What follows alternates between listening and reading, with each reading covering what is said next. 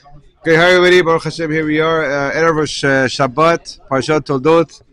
But before we get into Parashah Toldot, we wanted to discuss one more point from last week's Parashah that I saw in Rivkah Miller, how important it is, what we have to focus on in life, and what it means to be a regular Jew, or a Jew that really wants to be the utmost, whatever potential that he gave him.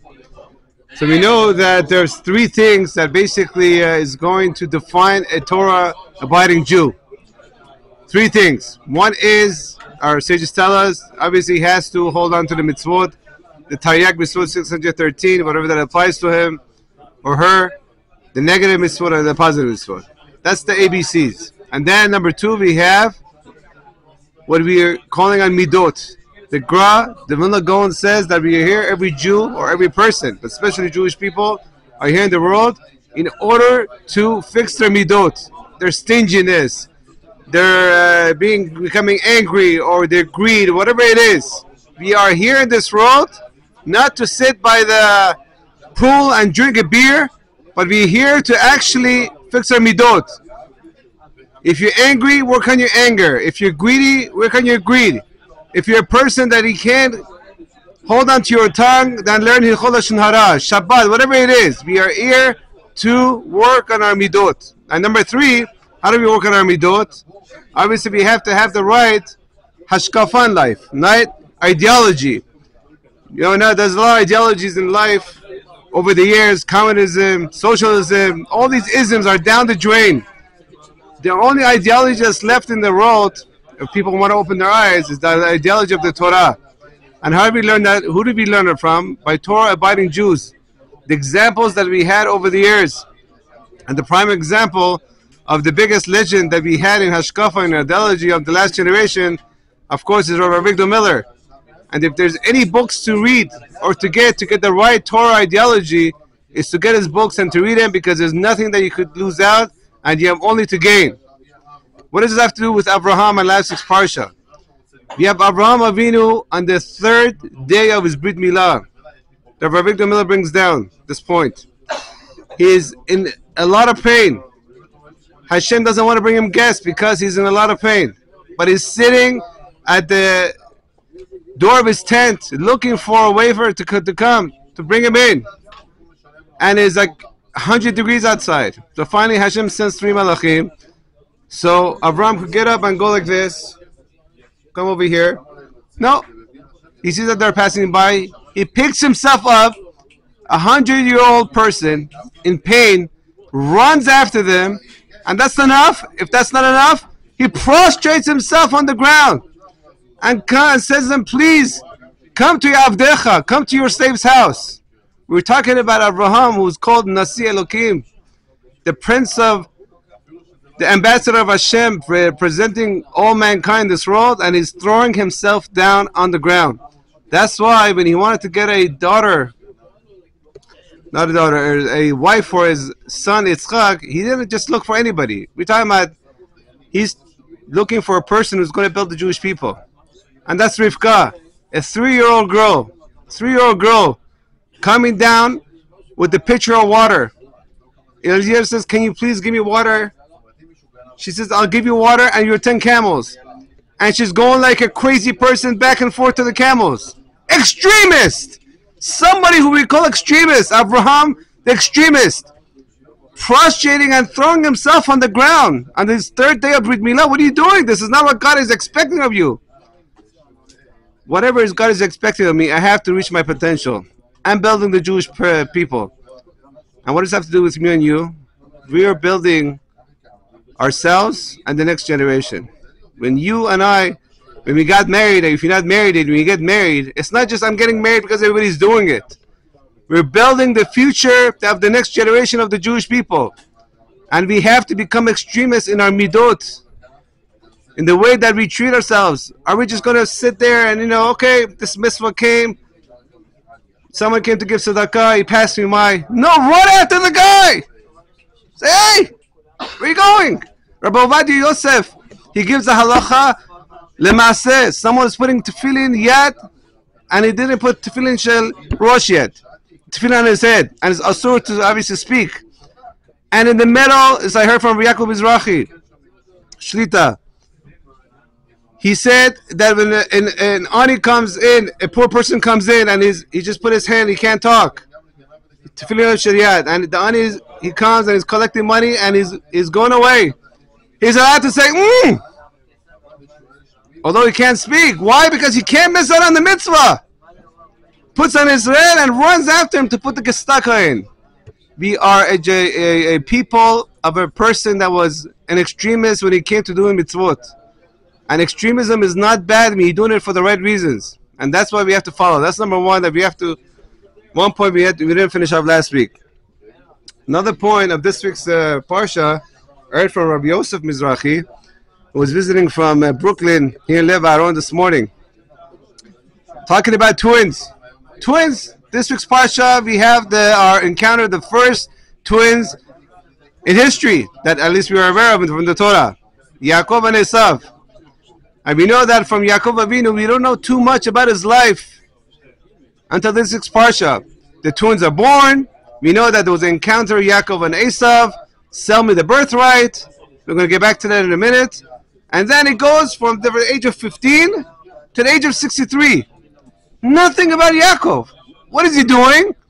Couple of words in the Torah. Yaakov Ishta, Yoshe Ba'alim. Yeah, he's a simple man. Simple doesn't mean a foolish man. Simple meaning is down to earth. Snua. Sitting down in the Beis Midrash learning Torah for 63 years. You don't hear about him. 60. Now, if you come to Yaakov and say, hey, Yaakov, how's life? He says, great. Sitting down in the Beis Midrash in Yerushalayim, in Rabbi Ovadiah's house, air conditioning, learning Torah. Could be something better than this? No, Baruch Hashem. What's the next episode in the Torah? Suddenly, it comes from the age of 15 to the age of 63. The time has come that Hashem wants to give the brachot from Yitzchak to the next generation. And yeah, Rivkah hears that Yitzchak wants to give it to Esav. We all know the story. And she intervenes and says, we know that, when Esav took a left turn, the brachot has to come on you. So go and do whatever you have to do in order to get the brachot. Yaakov Avinu, he goes and gets the brachot, and he walks out. He walks out. Now, if you were to interview Yaakov at that point, I say, hey, Yaakov, how do you feel now? 63 years you're sitting in air conditioning and learning Torah, Baruch Hashem. You have no troubles. Your father is the richest person on earth. Your mother is the biggest tzaddiket. No one's bothering you. Baruch Hashem, everything is good. What about now? Now, on top of all that, you have brachot. All the blessings that you need. He's going to say even better. But we see what happened after that. Problems after problems after problems keep visiting Yaakov Avinu. Esav starts hating him and he wants to kill him because of the brachot. He has to live Eretz Israel that he loves so much. He has to go to San Francisco to Lavan's house. Yes, the biggest crook that ever lived on the face of the earth. And he has to stay with that lowlife for 14 years and another 6 years. And he has to get his 2 daughters out of there from Lavan to marry them and to bring 11 children. And finally on the 12th one when he comes back. And then when he comes back to have a cup of coffee, he meets Esav again, coming to him with 400 generals, which each general has thousands and thousands of people. And then finally he's over that test, and then he fights the angel of Esav. And then we all know that he has the problem with what happened to his daughter Dinah, and then she was raped. And after that, Yosef HaSadik, for 22 years, his favorite son, the one that he was given all his Torah, most of his Torah. Of course, he gave it to all his children, but he gave him so much, and then he's gone for 22 years. So again, if you have to backtrack and tell Yaakov, do you want the brachot, or do you want to continue life sitting in the Beis Midrash with air conditioning and learning Torah? So you and I would say, come on, let's just learn Torah. I got everything anyway. My father is rich. My mother is tzaddiket. All the girls are waiting for me. I'm going to continue the next generation in the Judaism. No.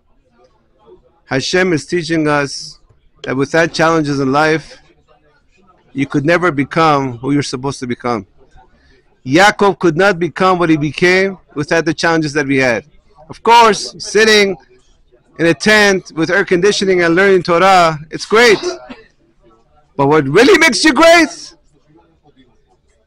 is challenges in life. And that's what we're here for.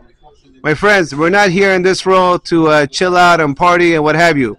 No one says you can't have fun either.